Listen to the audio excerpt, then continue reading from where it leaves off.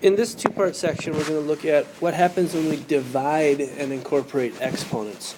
And what we're going to start with is looking at a simple example, 4 to the 5th over 4 cubed. What does this really mean? What does 4 to the 5th mean? It means we have 5 4s being multiplied together, yes? And 4 cubed similarly means we have 3 4s being multiplied together. And on another note, what is, 5 divided by 5? I hope you're saying, duh, that's 1. Well, same thing's true about 4 divided by 4. So where we see 4 divided by 4 right here, well, those divide and become 1. And this 4 divided by 4 divides and becomes 1. And this 4 divided by 4 becomes 1. So what we really have now is 1 times 1 times 4, which is 4 squared. And my question becomes, what can we do here to skip all of this mumbo jumbo and jump right down there? And you're probably looking at these exponents going, golly, 5 minus 3 is 2. And you're absolutely right, and that takes us to our first property for this section. It's for when we have a quotient of powers, when we have a to the m divided by a to the n, so that the bases are the same here, we can combine those powers by using subtraction on the exponents. The base stays the same, and we combine the exponents by doing m minus n.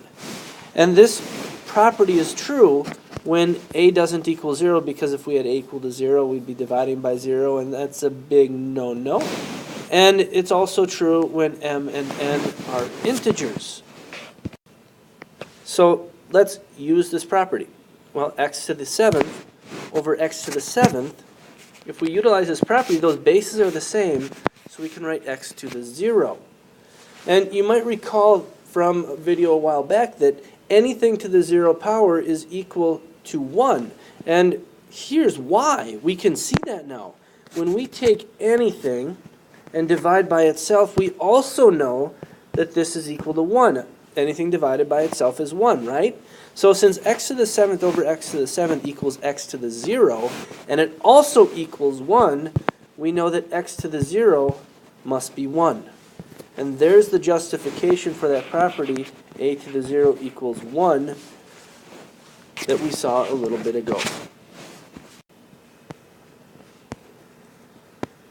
Let's look at this one, t cubed over t to the 7th. Let's use our exponent property. This becomes t to the negative 4th. And you might recall that we had a property for negative exponents, and we're going to hold off on that, using that for just a second, and we're going to think conceptually about what this quotient means. We have t cubed on top, which is t times t times t. And then we have 7 t's sitting on the bottom, and those 3 t's here and those 3 t's here are going to cancel each other out. Visually, that looks like this: t, t, t, t, t, t, t, t, t, t.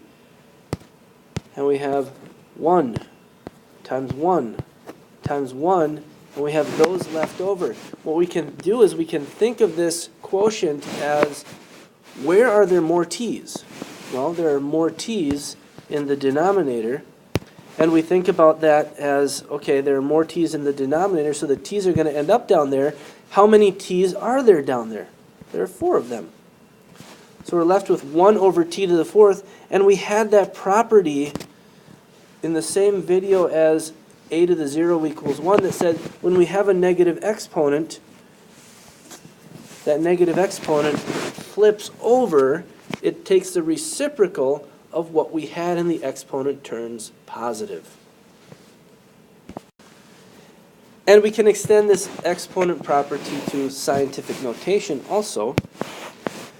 We can take the 1.21 divided by 4.81. Those are like coefficients. We can do that division. We can do 1.21 over 4.81. We can multiply by 10 to what power? What can we do with these exponents here? We can subtract them. So it's times 10 squared. And when we do this division with these decimals, we get 0.2515 and so on and so on. That times 10 squared. But that red number is in scientific notation. Recall, in scientific notation, this number, that coefficient, must be between 1 and not 10. So we need to change this to scientific notation. We have to bump our decimal place over. We need this number to be 2.515 times 10 to some power.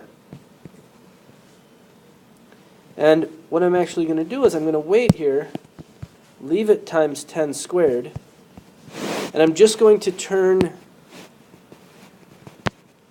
this number, this decimal, into scientific notation. That decimal, it's a small number, so our exponent, if we're changing that into scientific notation, is going to be a negative, and we moved it over one place.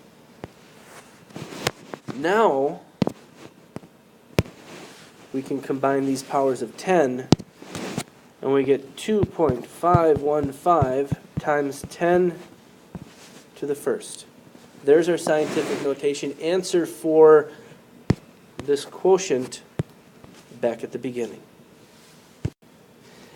And stay tuned for the next video where we're going to examine another property of exponents and division, and we're going to look at a couple of examples.